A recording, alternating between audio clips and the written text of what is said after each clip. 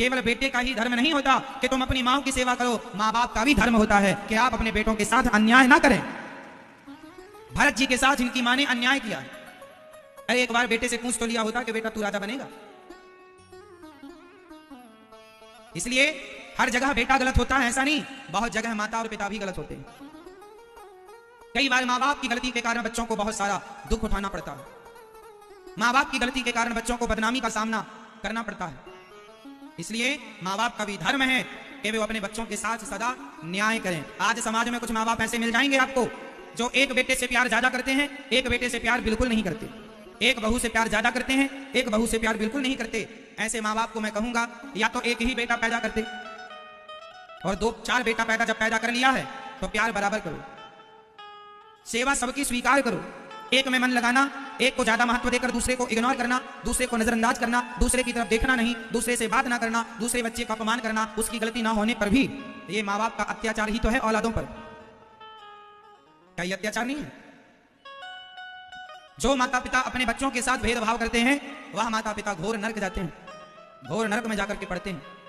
आपका बेटा गलत है, आपका अपमान करे, आपको गालियां दे, आपके साथ दुर्व्यवहार करे तो समझ में आता है कि आपने उसे छोड़ दिया, अपने मन से उसका त्याग कर दिया। पर आपका बेटा अच्छा है, सीधा है, फिर भी आप अच्छे सच्चे बेटे को इग्नोर करें तो आप गलत हैं।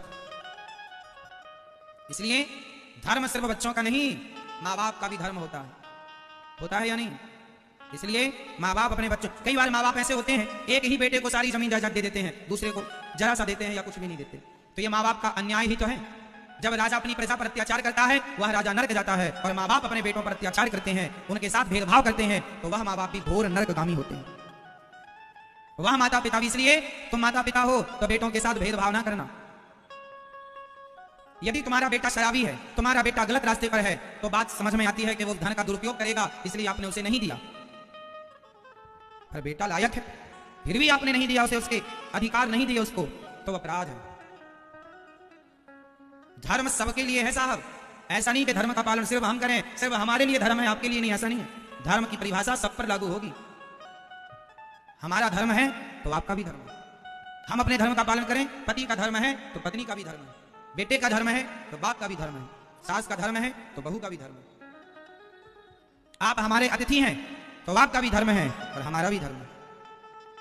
हर समय, कल मैंने धर्म की परिभाषा आपको और स्पष्ट समझाई थी कि हर स्थिति परिस्थिति पर धर्म की परिभाषाएं बदल जाती हैं। कैसे? जैसे माँ बाप की सेवा करना बेटे का धर्म है, पर भरत जी आज अपनी माँ को गालियां दे रहे हैं, यह भी एक धर्म है। यदि बेटा भरत माँ की बात मानकर राजा बन जाते तो भरत अधर्मी कहलाते हाँ या ना?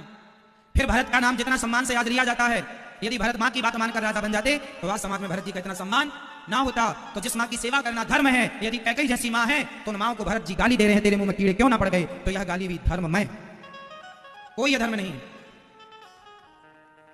वो समय काल परिस्थिति के अनुसार धर्म की गणना की जाएगी कि वो सिचुएशन, वो परिस्थिति क्या थी। आपने ये बात किस स्थिति पर कही? सत्य बोलना धर्म भी है, पर सत्य बोलना अधर्म हो जाता है तब, जो मैंने कल बताया था कि किसी गाय की हत्या हो रही हो और आपने कह दिया कि गाय कसाई से छूटकर गाय इस तरफ गई है, और आपने गाय का सही परिचय दे दिया, पता किस तरफ गाय गई है, वो कसाई गाय को पकड़ के मार डालेगा। आपने गाय का सही पता बता दिया तो सत्य बोलना पाप हो गया, क्योंकि आपके सत्य बोलने से गाय की हत्या हो गई। तो सत्य बोलना भी कभी कभी कहीं कहीं पाप होता है।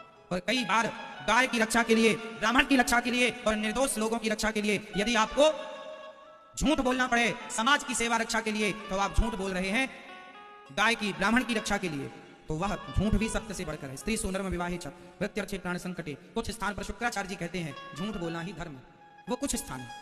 तो यहां धर्म के मर्म को समझना पड़ेगा कि धर्म की व्याख्याएं कितनी गहरी है, कौन सी चीज कहां सत्य है और कौन सी चीज कहां गलत है।